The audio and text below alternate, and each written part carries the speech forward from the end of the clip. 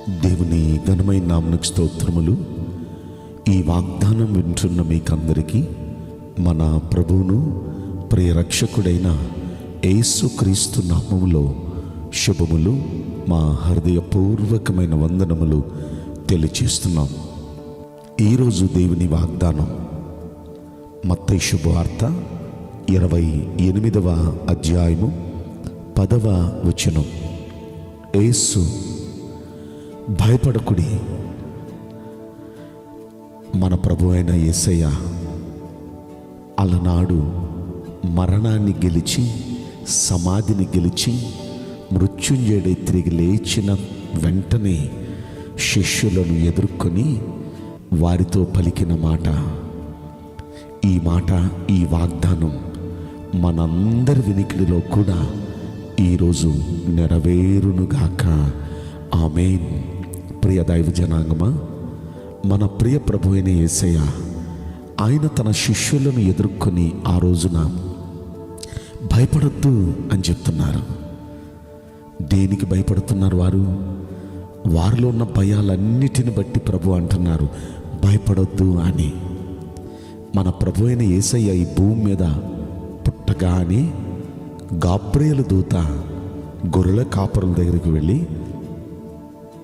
వారితో పలికిన మాట భయపడొద్దు. లూకా శుభవార్తలో 2వ అధ్యాయంలో 10వ వచనంలో మనం ఆ మాట చూస్తాం. భయపడొద్దు, ఇదిగో ప్రజలందరికీ కలగబో మహా సంతోషకరమైన సువర్తమానము నేను మీకు తెలియచేస్తున్నాను.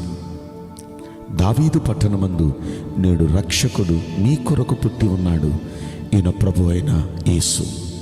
భయాలన్నీ తొలగించగలిగిన సామర్థ్యం ఉన్న దేవుడు మనకున్న ప్రతి కష్టాల నుండి, ప్రతి భయాల నుండి మనల్ని విడిపించగలిగిన సత్తా కలిగిన దేవుడు పుట్టాడు ఈ రోజున.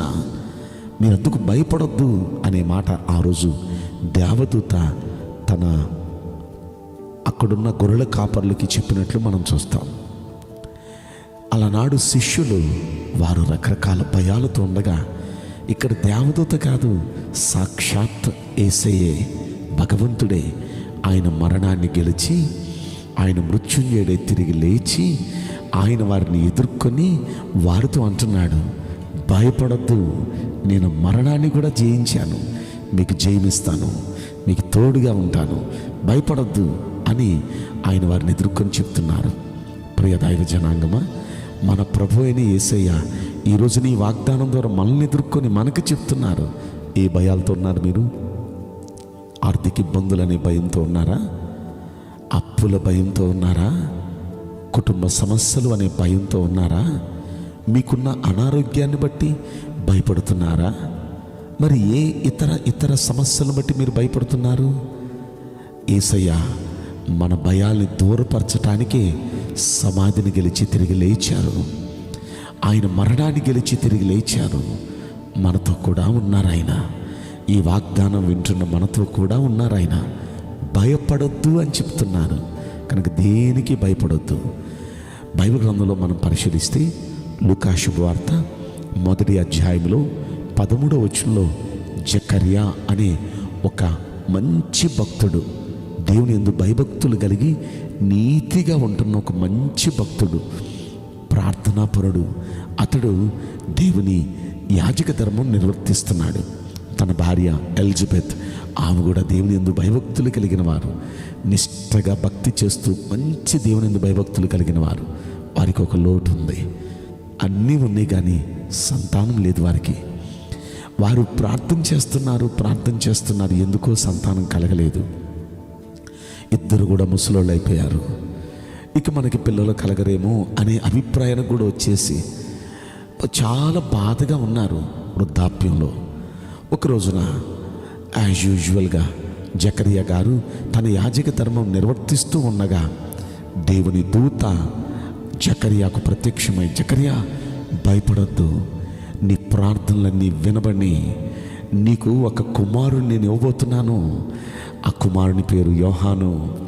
అతడు ప్రజలను దేవుని వైపుకు త్రిప్పగలుగుటకు, ప్రభు మార్గాన్ని సిద్ధపరచుటకు ప్రభుకి ముందుగా ఒక దూతను నేను పంపబోతున్నాను. అద్భుతమైన వ్యక్తిని దేవుడు ఇచ్చాడండి. స్త్రీలు కనిన వారిలో యోహాను కంటే గొప్పవారు పుట్టలేదు అని యేసయ్య కూడా చెప్పారు.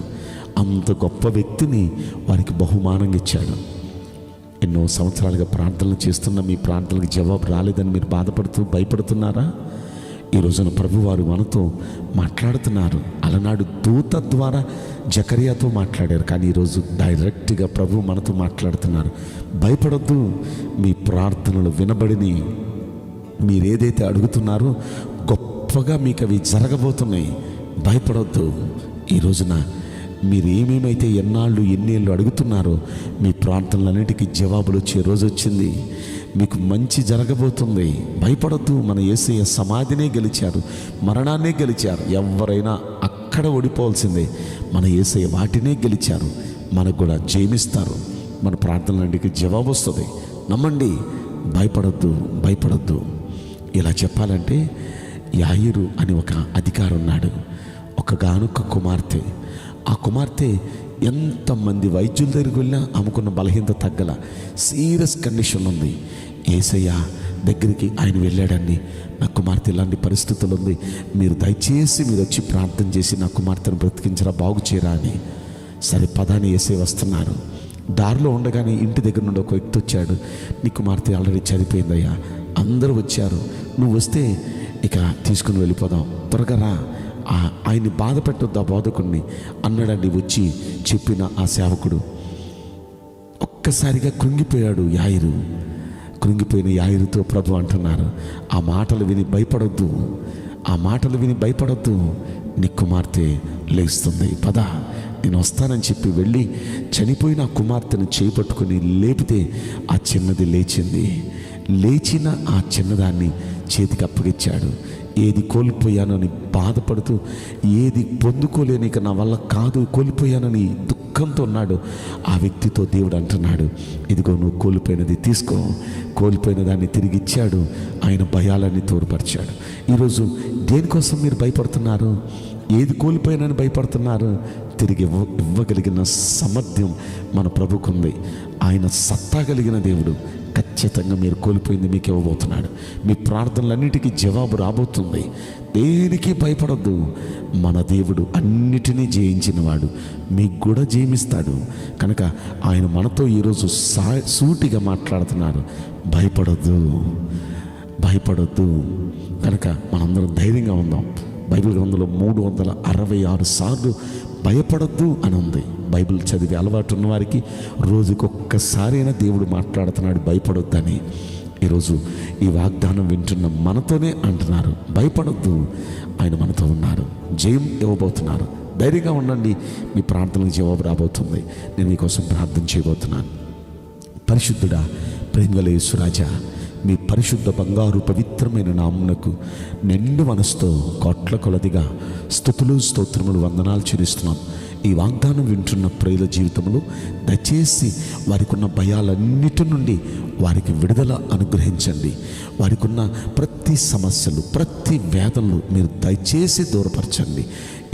ఎన్నేళ్ళు ఏది జరగాలి, కలగాలని ప్రార్థిస్తున్నారు, వారి ప్రార్థనలన్నిటికీ దయచేసి జవాబునిచ్చి వారు కోల్పోయిన వాటిని తిరిగి వారికి ఇచ్చి భయాలన్నిటి నుండి దయచేసి విడుదల కలిగించి ఆనందింపచేయమని ఈ కొద్ది మనవులు నజరేయుడైన యేసుక్రీస్తు ప్రశస్తమైన నామములో మిక్కిలి వినయముతో ప్రార్థించి బ్రతిమలాడి వేడుకుంటున్నాం ప్రియ పరలోకపు తండ్రి. ఆమేన్. May God bless you all. Thank you.